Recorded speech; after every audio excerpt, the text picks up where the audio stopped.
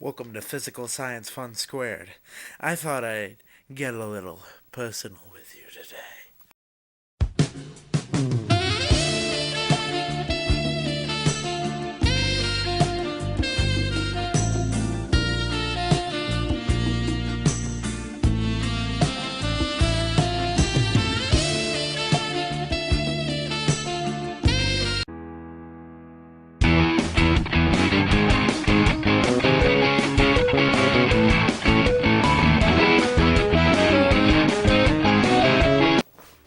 Hello.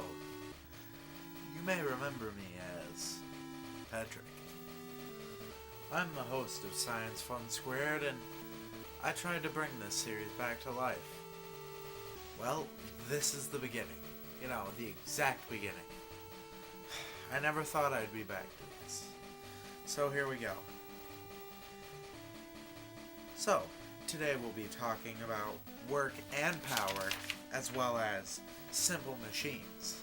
It should be a good day. Today on Science Fun Squared. So anyways, what is work? Well, in science, work is done when a force acts on an object in the direction that the object moves. If there is no movement, then no work is done. Force, for maximum work to be done, force and motion have to be in the same direction. Vertical force does not work on an object that is moving in a horizontal direction because the object is moving in a horizontal direction rather than up.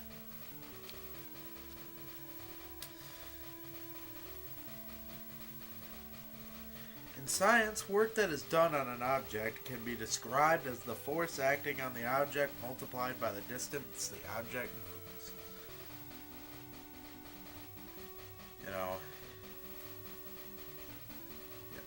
You gotta do work. You can't just sit there all day. Some kind of lazy bum. You call him lazy? Do you think I'm lazy?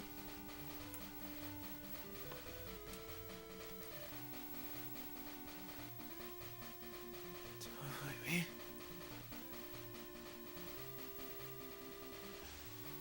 Don't like me. Work equals distance times force. And distance equals force divided by work. And force equals distance divided by work. Simple things. Flipperoo. The SI unit of work is the joule. When a 1 Newton force moves an object 1 meter, it is 1 joule. Power is the rate of doing work. In order to work faster, more power is required. You can increase power by doing a given amount of work in a shorter period of time, and when you do less work in a given time period, the power decreases. Power equals work divided by time. The SI unit of power is the watt. 1 watt is equal to 1 joule per second. Now, on to James Watt. Can we get a picture of James Watt?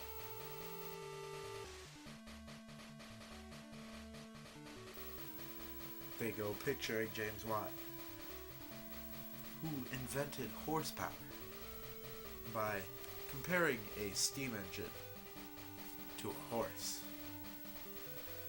Which, horses were the common source of power back then, so it made sense.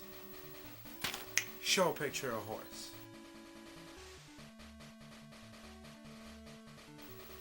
Show a picture of another horse.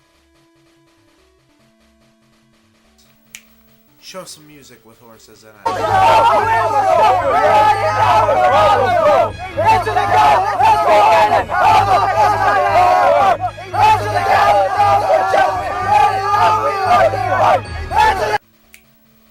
There you go. I'm an idiot.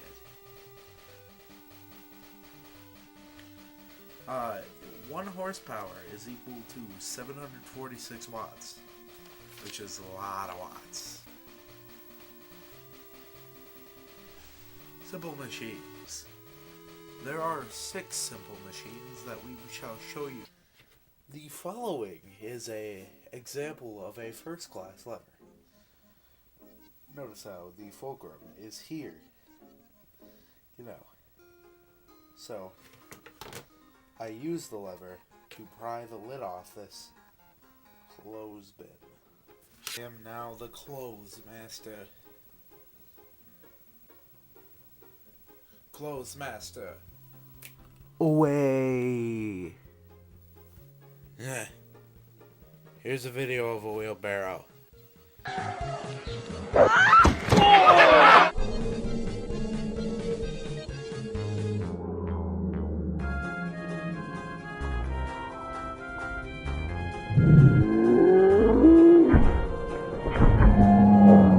That was an example of a second class lever, where the output force is between the input force and the fulcrum. The ideal mechanical advantage of a second class lever is always greater than 1. By the way, fellas, who didn't hear me say the last word, the ideal mechanical advantage of a first class lever is always equal, greater to, or less than 1. Show a video of a third class lever.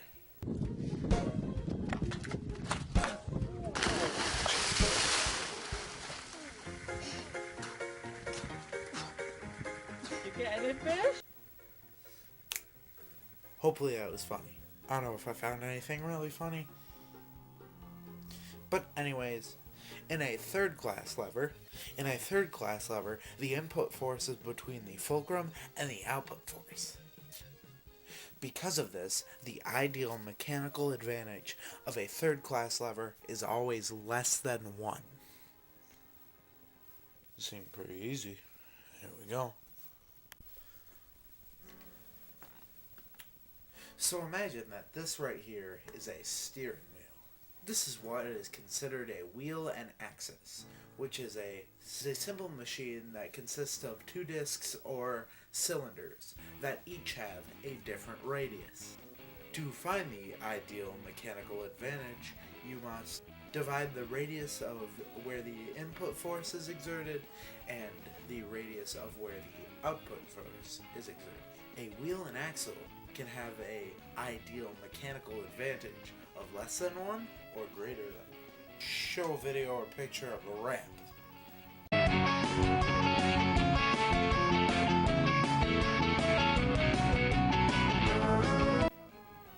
Good. An inclined plane is a slanted surface by which a force exerts to move an object to a different elevation. The ideal mechanical advantage of an inclined plane is usually the surface along the inclined plane and to where it elevates. Now let's move on to wedges. A wedge is a V-shaped object that consists of 2 inclined planes moving towards each other, such as Mr. Knife here.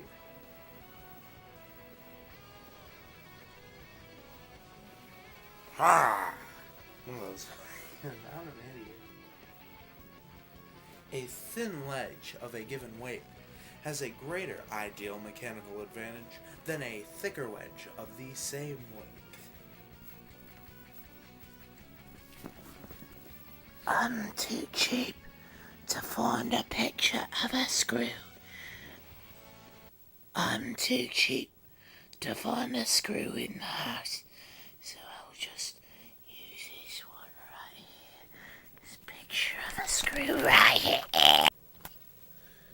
A screw is an inclined plane wrapped around a cylinder.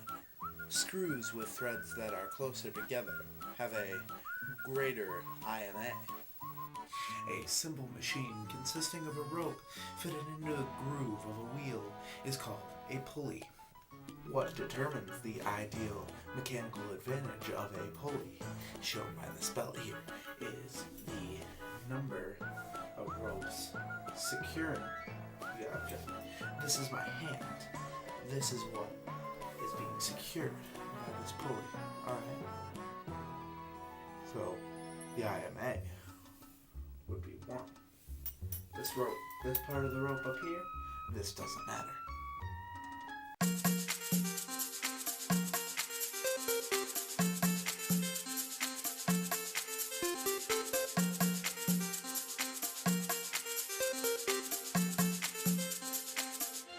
We're here for him. When it's not for you, I have to control myself. I can't!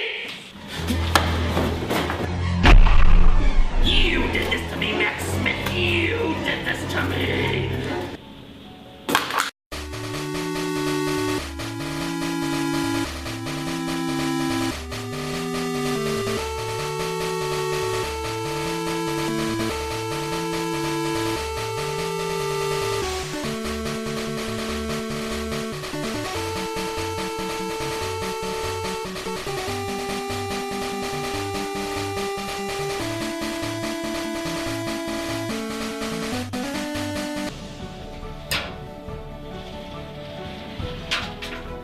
Santa Claus is coming to town.